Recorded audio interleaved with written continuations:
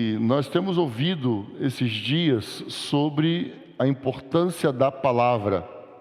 Tudo se move pela palavra. Tudo que Deus fez pela palavra. Deus não faz nada fora da palavra. E aí nós vimos dentro da sociedade uma tendência em diminuir Jesus. Nós vimos dentro da humanidade uma tendência de fazer pensar que Jesus é menor que Deus, ou que Jesus é menos importante que Deus. Então é muito importante nós entendermos quem é Jesus. É muito importante nós compreendermos como que os céus vê Jesus, como que Deus vê Jesus. Então, nós não podemos minimizar quem é Jesus. Quem é Jesus? Nós estamos falando sobre um valor importante que é a palavra. Então, na nossa visão, nós temos falado nisso constantemente. Vocês têm aí no marcador de Bíblia ou no marcador de páginas, né? Que nós queremos preparar uma igreja para a volta de Jesus, um povo santo, aliançado uns com os outros e que faz discípulos de todas as nações. Você já consegue falar sem ler? Já consegue falar sem ler? Então vamos fazer um teste. Qual é a nossa visão?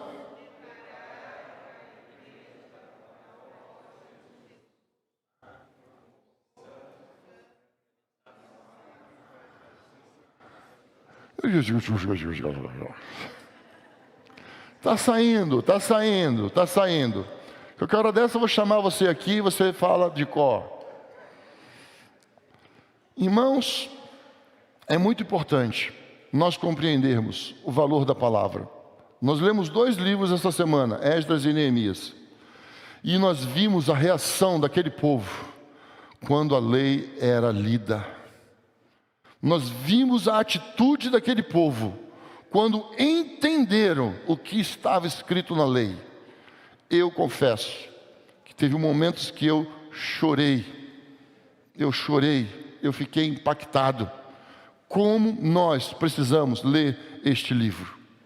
Como nós precisamos meditar neste livro. Por quê? Porque este livro fala de uma pessoa.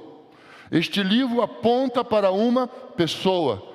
Este livro foi encarnado por uma pessoa. Então nós não podemos abandonar o costume de ler este livro. Porque aqui contém palavras de vida eterna. Amém? Aqui contém palavras de vida eterna. Existe uma máxima: quanto mais você ora, mais você vai orar. Quanto menos você orar, menos você vai orar. Quanto mais você ler a Bíblia, mais você vai querer ler a Bíblia. Bom, mas se eu não entendo o conselho do Haroldo, qual é? Continua lendo. Mas se eu continuar não entendendo, continua lendo. É simples assim. Vai continuar lendo. E é muito importante que nós compreendamos a importância da leitura da palavra de Deus. Para facilitar, eu tenho vários versículos para trabalhar com vocês aqui. Os versículos vão ser colocados aqui, dentro do possível. Não sei quantos vocês vão conseguir enxergar, mas eu espero logo vai ficar melhor. Então, eu pensei num título: Encarnação e Prática da Palavra. Encarnação e Prática da Palavra. Salmos 90, versículo 2 fala assim: antes que os montes nascessem, ou que tivesses formado a terra e o mundo, sim, de eternidade a eternidade, tu és Deus. Gênesis 1:1. No princípio, Deus criou os céus e a terra. João 1, E o Verbo estava com Deus, e o Verbo era Deus. Ele estava no princípio com Deus. Todas as coisas foram feitas por intermédio dele, e sem ele, nada do que foi feito existiria. A vida estava nele, e era a luz dos homens. E a luz resplandece nas trevas, e as trevas não prevaleceram contra ela. E o Verbo se fez carne e habitou entre nós, pleno de graça e de verdade, e vimos sua glória como a glória do unigênito do Pai. Dá para dar um glória a Deus aí? O Verbo se fez carne. Ele estava no princípio com Deus. Ele era antes de todas as coisas. E ele habitou entre nós. Meu Deus, que cena gloriosa, que cena maravilhosa. O Verbo se fez carne. O Verbo se fez carne. E o Verbo era Deus, e o Verbo estava com Deus. Quem é o Verbo? Quem é o Verbo? Quem é o Verbo? Quem é o Verbo? Fala com muita vontade, dá um grito. Quem é o Verbo? Jesus! Jesus é o Verbo. Jesus é o Verbo. Ele estava com Deus. Ele era Deus. Aleluia! Amém, Rebeca? Amém? Ela está olhando assim, vidrada para mim. Não pude deixar de notá-la. Jesus era o Verbo. Jesus estava com Deus. Jesus era Deus. Jesus era antes de todas as coisas. Jesus criou todas as coisas com Deus. Porque sem Ele, nada do que foi feito se fez. Se Jesus deixasse de existir, o que aconteceria com o mundo? Também deixaria de existir. Porque sem Ele, nada do que foi feito se fez. Sem Ele, nada do que foi feito se fez. Tudo subsiste por causa dEle. Tudo existe por causa dEle. Então temos que tomar cuidado. Não podemos diminuir quem é Jesus. Não podemos pensar menos de quem Jesus é. Não podemos tratar Jesus como se ele fosse inferior. Presta atenção. Colossenses 1:19. Porque foi da vontade de Deus que nele habitasse toda a plenitude. Amém? Pleno de graça e de verdade. Cheio de graça e de verdade. João escreveu. Paulo escreveu. Foi da vontade de Deus que nele habitasse toda a plenitude. Toda a plenitude. Toda a plenitude. Agora, olha, Colossenses 2:9. Pois nele habita corporalmente toda a plenitude da divindade. Nele habita corporalmente toda a plenitude da divindade. O que isso significa? Se toda a plenitude da divindade habita nele, Jesus é quem? Jesus é quem? Jesus é quem? Jesus é Deus. Jesus é Deus. Nós precisamos ter essa revelação de quem é Jesus. Uma coisa é eu pensar e imaginar na minha mente. Outra coisa é quando isso desce para o meu coração e o meu andar, o meu viver é transformado por esta revelação de quem é Jesus. Os fariseus, escribas e muitos sacerdotes resistiram a Jesus porque eles não queriam admitir quem era Jesus. Eles não podiam aceitar Eles não podiam aceitar que o homem se levantasse e dissesse: eu sou Deus. Que um homem se levantasse e dissesse: eu sou. Eu sou. Jesus disse isso. Jesus, ele não brincou com palavras. Jesus não brincou com semânticas. Jesus foi claro. Jesus foi firme. Jesus foi objetivo. A palavra de Deus é objetiva. Então, Mateus 1:23. A virgem engravidará e dará à luz um filho, a quem chamarão Emanuel, que significa Deus conosco. Amém? Então, foi profetizado que o seu nome seria Emanuel. O seu nome seria Emanuel, Deus conosco. Então nós precisamos, irmãos, rogar a Deus: Senhor, nos revela, traga revelação para nós, que Jesus é Deus. Jesus é Deus. 1989, eu ainda morava no Rio de Janeiro. E eu tinha, acho que, 2 anos de casado, talvez, nessa época. E eu tive uma sequência de sonhos. E um sonho ficou muito marcado. Eu vi várias coisas nesses sonhos que eu tive. Mas um sonho ficou marcado para mim.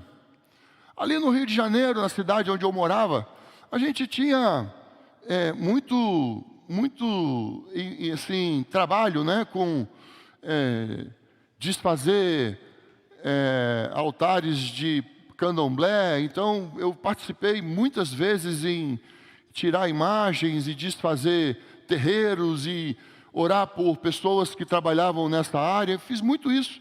Minha juventude, trabalhei muito fazendo isso. Dentro da igreja a gente fazia muito isso, era muito comum. É muito diferente, a gente não vê muito essas coisas aqui, né? Então, a gente quebrava muitas coisas nesse sentido, né? Mas um sonho ficou muito forte para mim quando eu estava diante de 4 mães de santo. E eu olhava para elas e eu falava: Jesus é Deus. E ela, caía no chão. Eu olhava para outra e falava: Jesus é Deus. Ela, caía no chão. E eu falei para as 4: Jesus é Deus. Jesus é Deus. E quando eu acordei, eu falei assim: meu Deus, o que eu não sei? E o Espírito Santo falou comigo: Jesus é Deus. Jesus é Deus. Eu não caí, eu já estava deitado. E eu falei assim: eu não entendo. Eu não sei ainda o que significa Jesus ser Deus. Nós precisamos dessa revelação, porque isso é poder. Nisso tem poder. Nós precisamos entender que Jesus não é um profeta. Jesus não é simplesmente um homem. Jesus não foi alguém bom que passou pela terra. Jesus não foi simplesmente um enviado por Deus à humanidade como foram os outros profetas. Mas nós precisamos de revelação de que Jesus é Deus. Jesus é a palavra encarnada de Deus. Então, quando Deus fala, Jesus trabalha. Quando Deus abre a boca, Jesus opera. Porque Jesus é o verbo de Deus. Jesus é a palavra de Deus. Nós na escola estudamos que o verbo é a palavra que indica ação. Então, quando Deus fala, Jesus age. Quando Deus abre a boca, Jesus opera. E disse Deus: haja luz, e houve luz. Jesus se manifestou. Jesus trabalhou. Jesus se movimentou. Jesus fez com que as coisas acontecessem. Então Deus diz: haja separação entre a porção seca e a parte molhada. Então, nesse momento, Jesus fez a separação. Jesus operou a separação. Então, quando Deus fala, Jesus entra em ação. Quando Jesus está operando, é Deus que está falando. Porque eles são um. Eles são um. Agora, presta bem atenção. Jesus encarnou. Era necessário que Jesus se fizesse homem. Era necessário que Deus se fizesse homem. Era necessário que Deus se tornasse homem para haver regeneração, para haver reconciliação. Não teria como Deus nos reconciliar novamente com Ele se um homem não fizesse isso. Precisava ser homem. Precisava ser um homem para morrer na cruz por nós.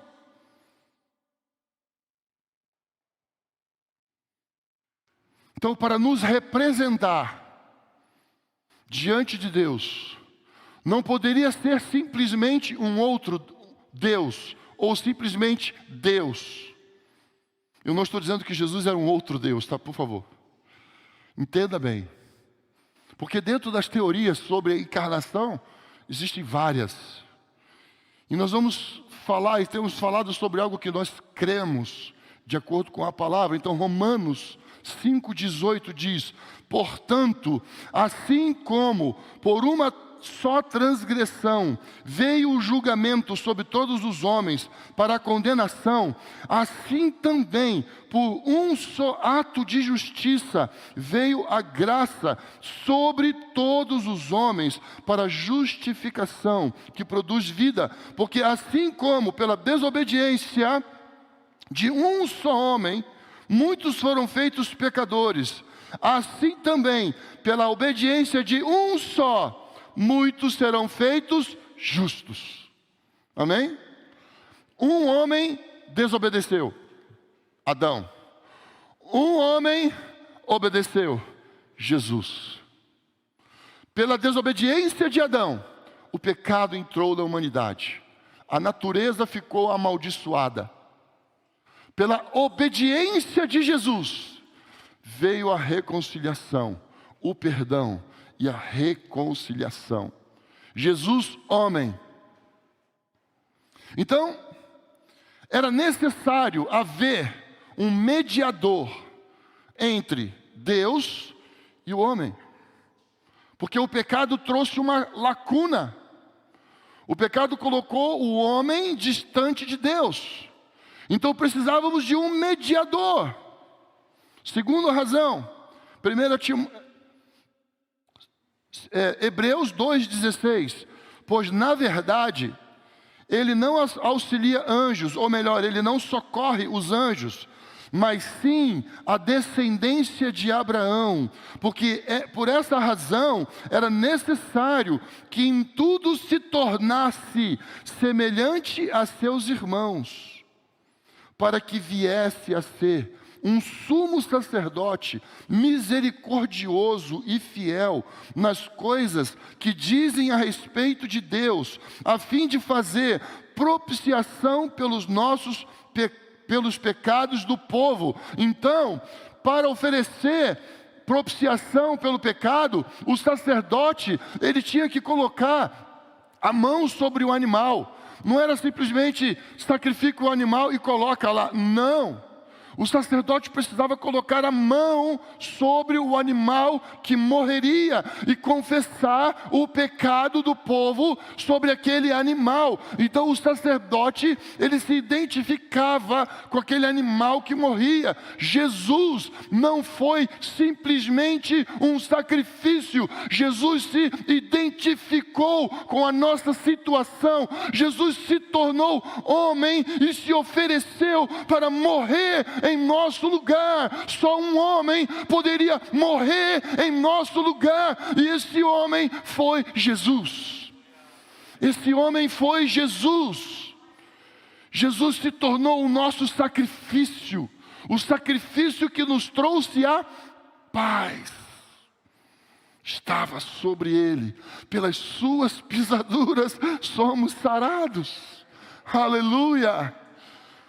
Não foi um bode, não foi um cabrito, foi Jesus, o homem encarnado, o melhor, o Deus encarnado. Então, para ser o sacrifício substituto, né, na realidade esse é o segundo ponto, para ser um sacrifício substituto, Jesus se fez homem. Jesus se fez homem. Ele era homem. Ele era homem. Ele era 100% homem. Presta atenção nisso. Jesus era 100% homem.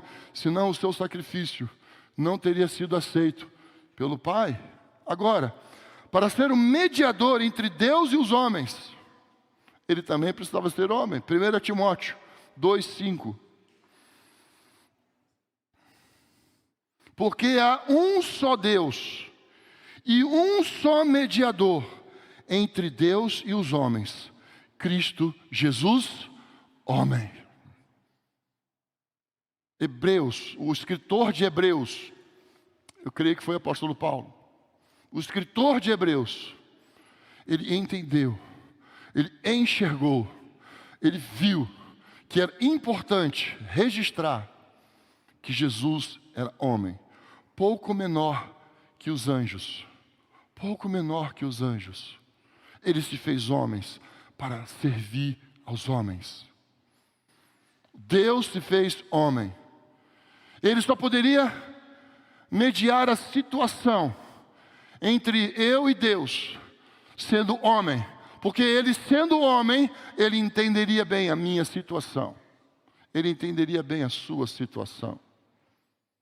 Jesus, ele entende bem o que é ser homem. Jesus sabe o que é ser humano. Quarto ponto, para cumprir o propósito original do homem de dominar a criação. Deus criou o homem para dominar toda a criação. Deus criou o homem para governar sobre toda a terra. Então, para regenerar o homem, Jesus se fez homem com o objetivo de cumprir o propósito de Deus, de trazer um governo sobre toda a criação. E o seu nome é, não é isso? Maravilhoso, Conselheiro, Pai da eternidade, Príncipe da paz, Deus forte. E o governo estará sobre os seus ombros. Talvez eu mudei a ordem aí. Mas o governo estará sobre os seus ombros. Deus estabeleceu que o governo estaria sobre um homem. E este homem é Jesus. Amém, irmãos? Este homem é Jesus. Então, Hebreus capítulo 2, versículo 8. Todas as coisas lhe sujeitastes debaixo dos pés, e ao sujeitar-lhe todas as coisas, nada deixou que não lhe fosse sujeito. Contudo, agora, ainda não vemos todas as coisas sujeitas a eles. Vemos, porém, Jesus, que foi feito um pouco menor que os anjos, coroado de glória e honra, por causa do sofrimento da morte, para que pela graça de Deus sofresse a morte em favor de todos. Jesus. Então Jesus, ele era 100% homem. Mateus 28, 18 diz que todo poder e autoridade lhe foi concedida. Por quê? Porque Jesus morreu e ressuscitou. Morreu e ressuscitou. Então Jesus, o Deus que se fez homem, morreu porque ele era 100% homem. 100% homem. Jesus morreu, quinto ponto. Jesus morreu para ser nosso exemplo e padrão na vida. Jesus é o nosso exemplo, Jesus é o nosso padrão. Jesus se identificou conosco, Jesus morreu em nosso lugar. Agora, 1 João 2, 6. Quem afirma estar nele, também deve andar como ele andou, porque ele é nosso exemplo. Jesus é o nosso padrão. 1 João 3:2. Amados, somos filhos de Deus, e ainda não se manifestou o que havemos de ser, mas sabemos que, quando Ele se manifestar, seremos semelhantes a Ele, pois o veremos como Ele é. E todo o que tem nele essa esperança purifica a si mesmo, assim como Ele é puro. Então, nossa visão é preparar um povo para a segunda vinda de Jesus, um povo santo. Então nós precisamos tomar uma decisão de nos purificar, de nos santificarmos, porque Ele é santo. Jesus era um homem que se purificou. Jesus foi um homem que se santificou. Jesus foi um homem que abraçou a vontade de Deus. Então, 2 Coríntios 3:18 diz que nós estamos sendo transformados de glória em glória. Nós estamos sendo transformados à imagem de Deus. Ou seja, nós estamos sendo transformados para nos tornarmos semelhantes a Jesus. Então, Romanos 8:29, para sermos conformes à imagem de seu Filho, Jesus. Nós estamos aqui, nesta terra. Nós estamos andando nesta terra. Nós estamos vivendo nesta terra para sermos semelhantes a Jesus. E andarmos como Jesus, homem, andou sobre essa terra. Então, Jesus se tornou o padrão do nosso corpo redimido. Ele se tornou o padrão do nosso corpo redimido. O que você quer dizer com isso? É que quando Jesus ressuscitou dentre os mortos, o apóstolo Paulo falou que ele foi o primeiro entre os mortos. João fala que ele foi o primeiro entre os mortos a ressuscitar. De que forma? Mas outros não ressuscitaram? Sim, outros ressuscitaram e depois morreram. Jesus não. Jesus ressuscitou para nunca mais morrer. Por quê? Porque Ele ganhou um corpo glorificado. Jesus, Ele ressuscitou num corpo glorificado. Então Ele é o nosso padrão de ressurreição. Um dia nós também ressuscitaremos como Ele ressuscitou. Aleluia! Vamos receber um corpo glorificado, que não vai ter problema com o Covid, que não vai ter problema com nenhum outro tipo de enfermidade de qualquer natureza. Nós receberemos um corpo incorruptível. Aleluia! Ele é o nosso padrão. Ele é nosso padrão. Esse corpo é problemático. Esse corpo aqui está ficando ruim cada dia. E o processo desse corpo é difícil, porque o pecado estragou esse corpo. O pecado apodreceu esse corpo. Nós vamos ficando velho, e a coisa vai ficando ruim. E é dor disso, dor daquilo, dor não sei o quê, dor não sei o quê. Vamos parar por aqui. Vamos continuar olhando firmemente para Jesus, que é autor e consumador da nossa fé. Amém? Oh, glória! Então, 1 Coríntios 15, do 42 ao 44, diz, apóstolo Paulo fala que Jesus ressuscitou num novo corpo, num corpo da incorrupção. Jesus ressuscita em glória. Jesus ressuscitou em poder. Jesus ressuscitou com um corpo espiritual. Presta atenção. É um corpo e é espiritual. Mas é um corpo. É um corpo que tem ossos. É um corpo que tem pele. É um corpo que tem carne. Mesmo. É espiritual. Daqui a pouco a gente vai ver isso. Então, irmão, Jesus, Ele é exatamente o padrão Jesus é o padrão, Jesus é as primícias, Jesus é o primeiro fruto. Quando se fazia a colheita, antes da colheita, eles olhavam os primeiros frutos maduros daquela plantação. Então estava ali, logo para fazer a colheita. Então antes da colheita, eles olhavam os primeiros frutos maduros, e eles iam lá e recolhiam os primeiros frutos maduros e ofereciam para Deus as primícias. As primícias eram oferecidas para Deus. Jesus é a primícia. Jesus é o primeiro.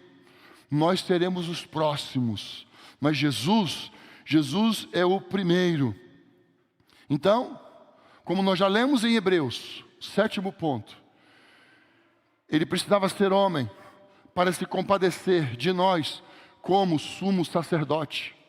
Ele não poderia ser sumo sacerdote se ele não fosse homem. Não teria como. Mas só se tornando homem, ele poderia ser sumo sacerdote. Como sumo sacerdote, ele poderia se identificar conosco. Você tem dificuldades, você tem lutas, você tem apertos em relação ao pecado. Jesus te conhece. Jesus sabe como vencer isso. Jesus sabe como dar a volta sobre o pecado. Jesus sabe, porque Jesus foi homem. Jesus foi tentado no corpo, na alma e no espírito. Ele passou por tentações, mas ele venceu as tentações. Jesus venceu as tentações. Então Hebreus 2:18 diz: porque naquilo que ele mesmo sofreu ao ser tentado, pôde socorrer os que estão sendo tentados. Jesus pode te socorrer hoje. Jesus pode te socorrer agora. Qual tem sido a sua tentação? Jesus passou por ela e Jesus venceu. Porque Jesus era homem, ele foi tentado. Não é invenção minha. Isso está dito na palavra de Deus. Jesus era homem. Agora, por que era necessário que ele fosse 100% Deus? Então Jesus era 100% homem, mas Jesus também era 100% Deus. Eu vou dar 3 razões para vocês. Por que Jesus era 100% Deus? Primeiro, só alguém sendo Deus infinito poderia arcar com todo o peso do pecado que estava sobre a humanidade e recebesse sobre ele sem que fosse destruído. Um homem comum não poderia fazer isso. Por isso era necessário Jesus ser 100% Deus. Emanuel, ele levou sobre si todas as nossas enfermidades. O castigo que me traz a paz estava sobre ele. Por quê? Porque Jesus também era 100% Deus. Um homem comum não poderia. Não poderia.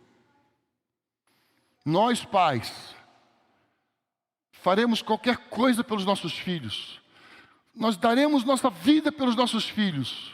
Mas nós somos incapazes de dar nossa vida pela humanidade. Não temos condições.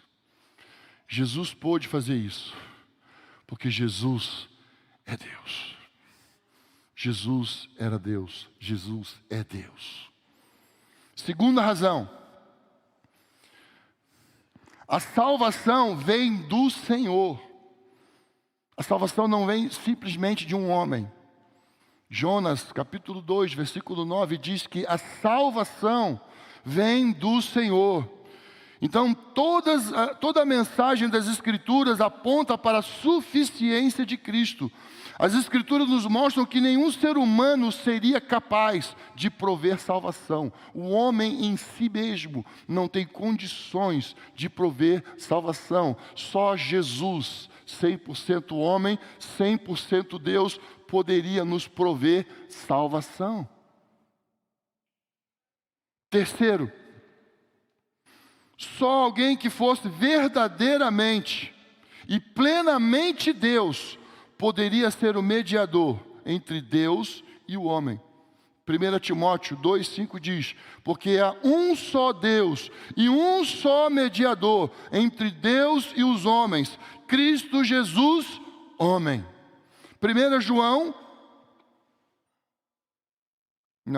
João 14,9. Jesus lhes respondeu: Filipe, há tanto tempo estou convosco e ainda não me conheces? Quem vê a mim, vê o Pai. Como pode dizer, mostra-nos o Pai? Jesus tinha total consciência de que Ele era Deus.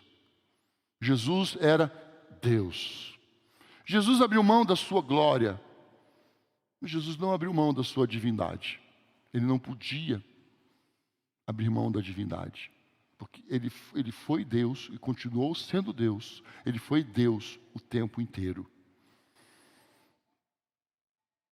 2 João 9. Todo que vai além do ensino de Cristo e não permanece nele, não tem Deus. Quem permanece no ensino, esse tem tanto o Pai como o Filho. Amém? Nós precisamos de revelação.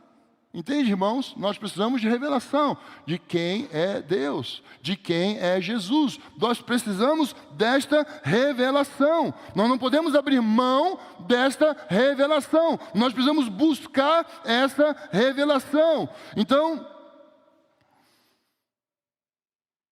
era necessário que Jesus fosse plenamente homem. 1 João 4,2. Assim conheceis o Espírito de Deus. Todo espírito que confessa que Jesus Cristo veio em corpo é de Deus.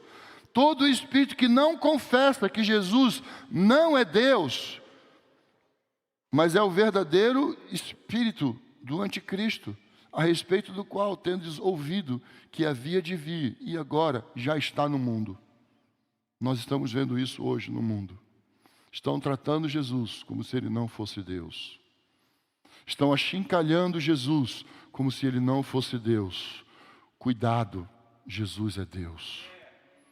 Jesus é Deus.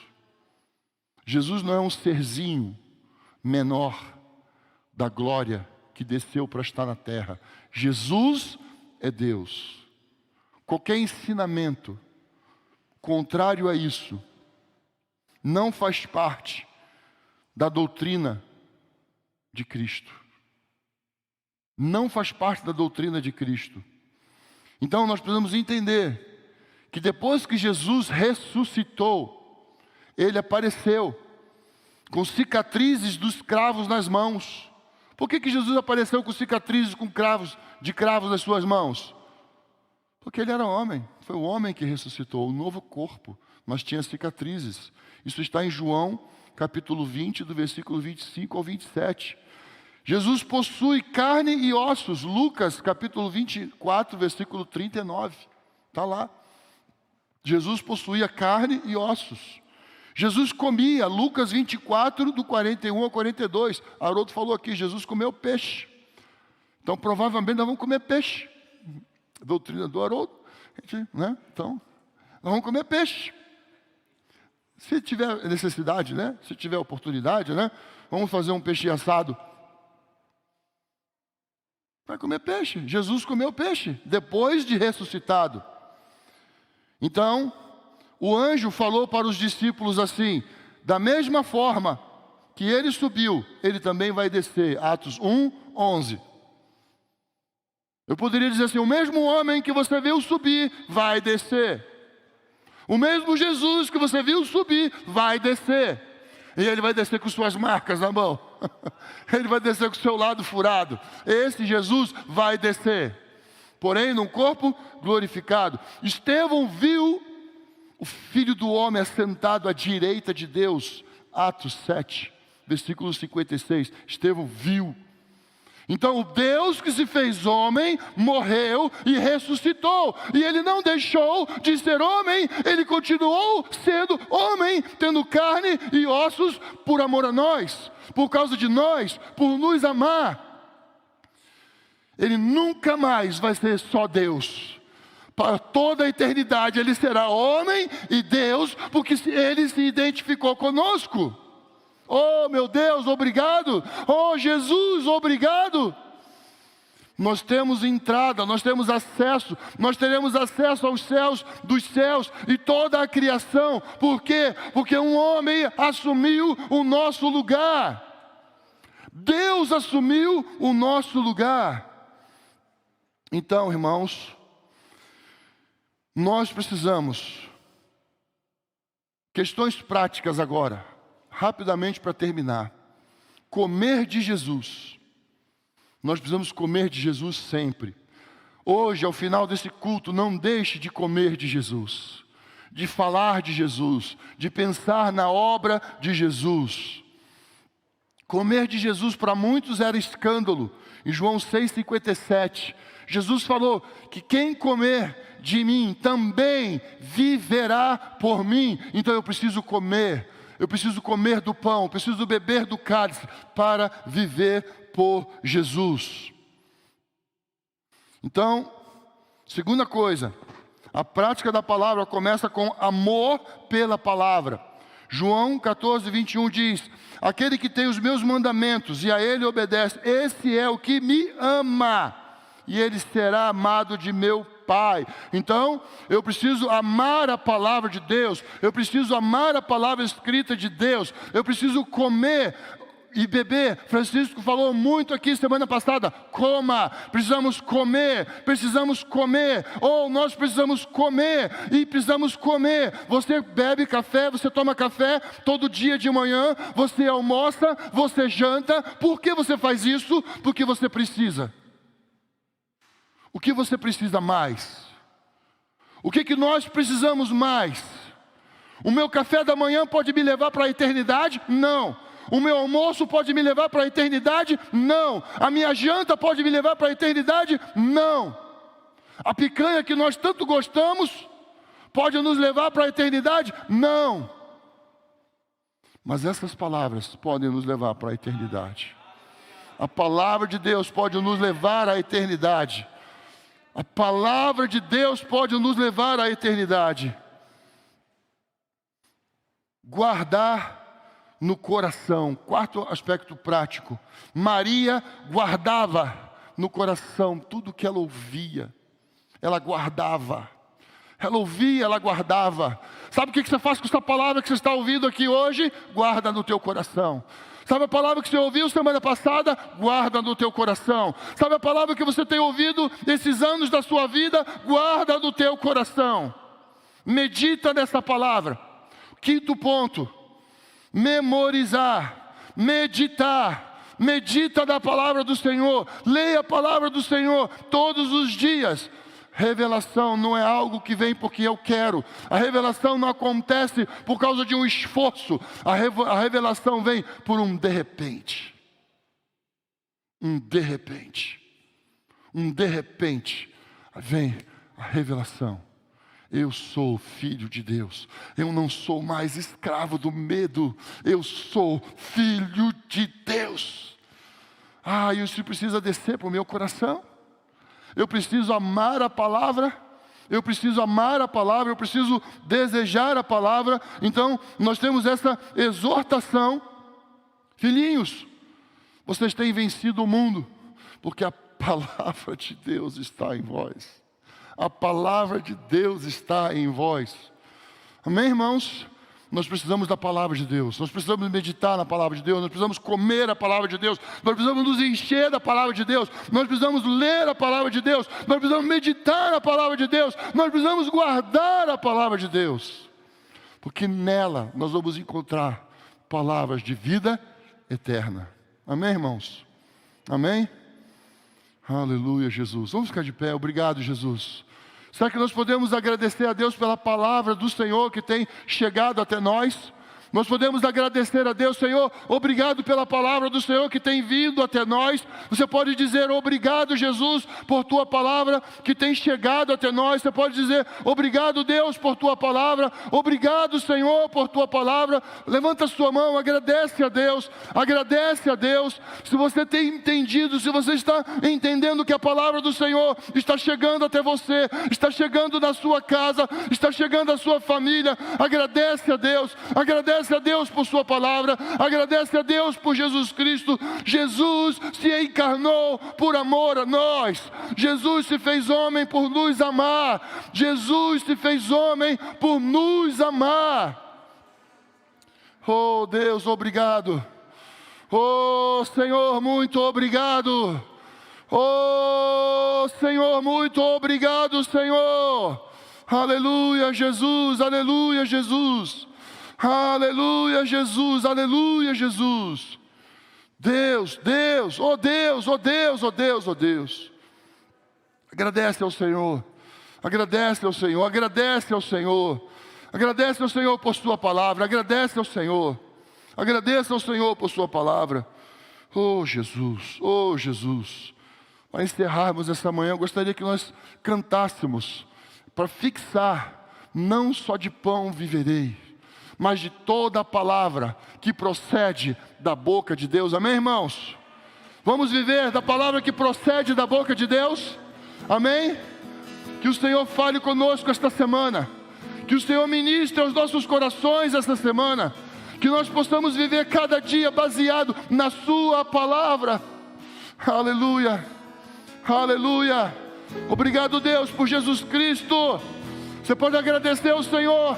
Agradeça ao Senhor. Obrigado, Deus, por Jesus. Obrigado, Deus, por sua palavra. Aleluias. Jesus.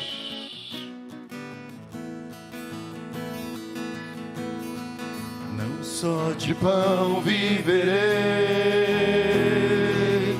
mas de toda palavra que procede da boca de Deus. Não só de pão, não só de pão viverei, Mas de toda palavra, mas de toda palavra que procede da boca de Deus. Palavra procedente, palavra atuante,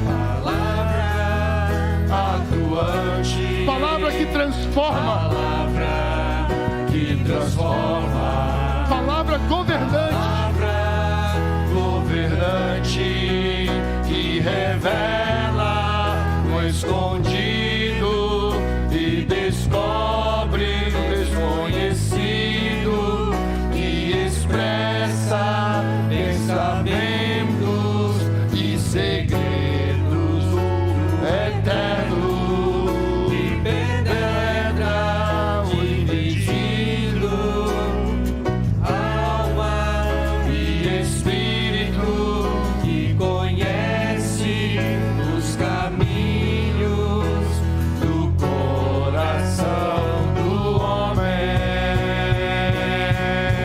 Nem só de pão viverei, aleluia, mas de toda a palavra, toda a palavra que procede da boca de Deus. aleluia. Guarda isso no teu coração. Guarda isso no teu coração. Guarda esta palavra no teu coração. Não só de pão viverei. Não vou viver só do café da manhã. Eu não vou viver só do almoço. Eu não vou viver só da janta. Mas eu vou viver da palavra do Senhor a cada dia. Eu vou meditar na palavra do Senhor a cada dia. Amém, igreja? Palavra do Senhor a cada dia. Aleluia, Jesus. Glória a Deus. Meu Deus. Meu Deus. Aleluia.